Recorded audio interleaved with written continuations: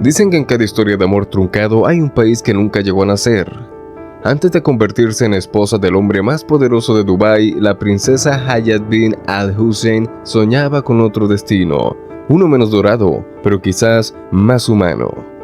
Estuvo a punto de convertirse en la primera dama de Siria, no en la Siria de hoy, devastada, exiliada, derrumbada, sino en otra Siria, una Siria posible, reformada, con futuro. Y si el amor que compartió con Bashar al-Assad hubiera triunfado, habría cambiado el rumbo de todo un país, habría evitado la guerra civil, las masacres, el exilio de millones. Quédate hasta el final porque entenderás cómo una historia de amor silenciado pudo alterar el equilibrio de todo Medio Oriente. El encuentro de dos mundos. Ella era la hija del rey Hussein de Jordania, un símbolo de modernidad en una región anclada al pasado. Él, el primogénito del presidente sirio Hafez al-Assad, el del fin de una dictadura que, sorprendentemente, apostaba en él para una apertura política. Sus mundos parecían irreconciliables. La realeza hachemita, heredera directa del profeta Mahoma, y el régimen alauita, sostenido por la fuerza y la lealtad militar, pero entre bastidores un caballo los unió. En 1992, la princesa Aya, con solo 18 años, compitió en una prestigiosa justa ecuestre en Damasco. Fue la primera mujer en representar a Jordania en este tipo de eventos y ganó una medalla de bronce.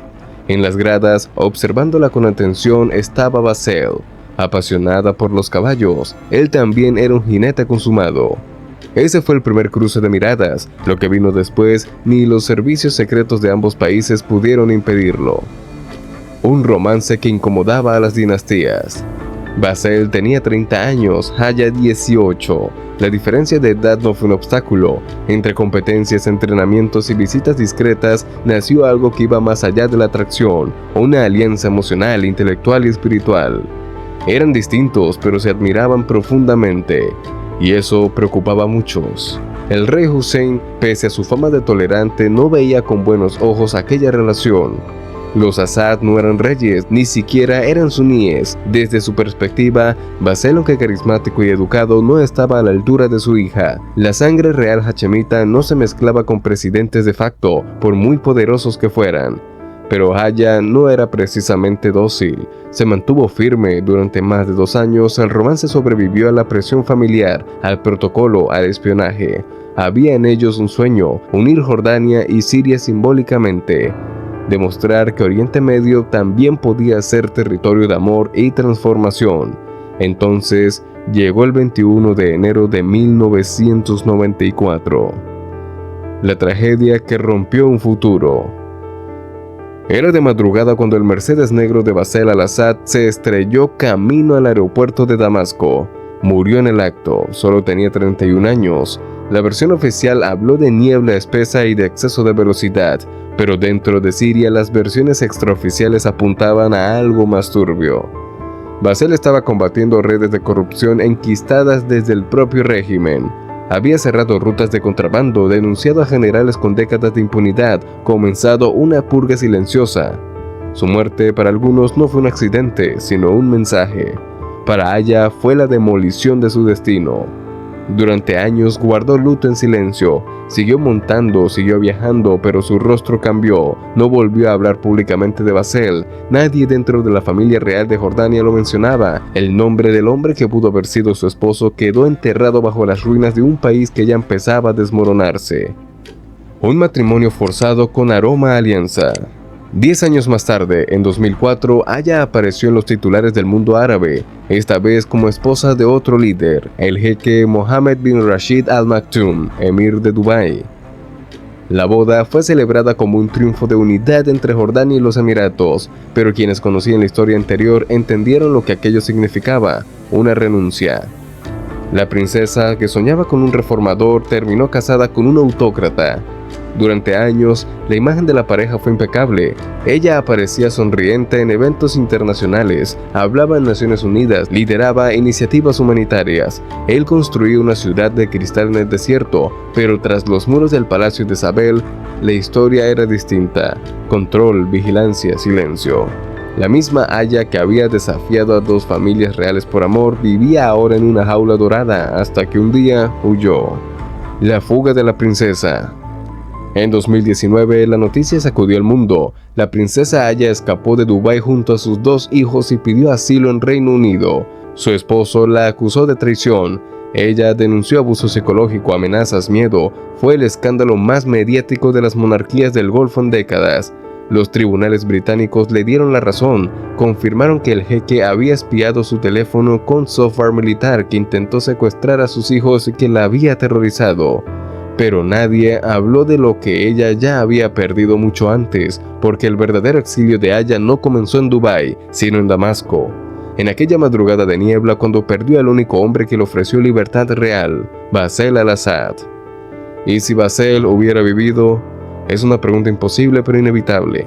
Bashar fue preparado desde la infancia para gobernar. A diferencia de su hermano menor Bashar, él sí tenía formación militar, liderazgo y carisma.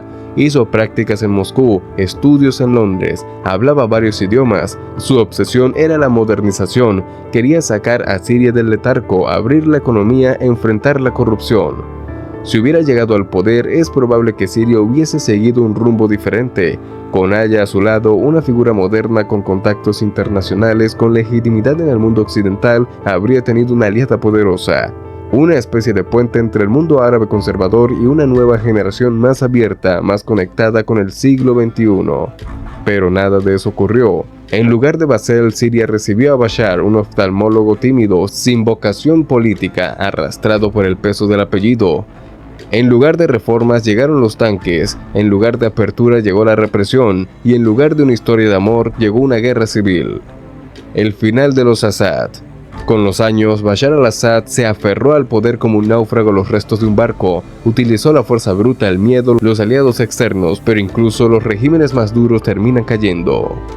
Cuando la situación se volvió insostenible, la familia Assad huyó. Algunos informes aseguran que buscaron refugio en Rusia, otros que se dispersaron entre Teherán y Bielorrusia. El silencio volvió a envolverlos, como si la historia se negara a darles redención.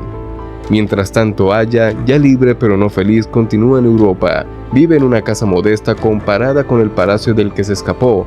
Sus hijos van a la escuela sin guardaespaldas, ella asiste a eventos ecuestres como los viejos tiempos, pero sus ojos, dicen quienes la conocen, no brillan igual. Una historia que el poder quiso borrar.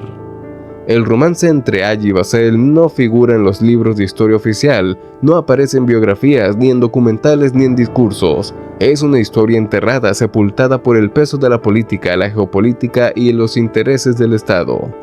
Pero los pueblos tienen memoria. En Siria aún hay quienes recuerdan a Bashar con respeto, no por lo que hizo, porque apenas tuvo tiempo, sino por lo que pudo haber sido. En Jordania hay quienes recuerdan la sonrisa de Aya antes de volverse princesa de Dubái, y entre las viejas élites árabes aún se murmuran lo mismo, que Oriente Medio perdió más que un hombre aquel enero de 1994, perdió su mejor oportunidad. ¿Y si el amor hubiera salvado a Siria?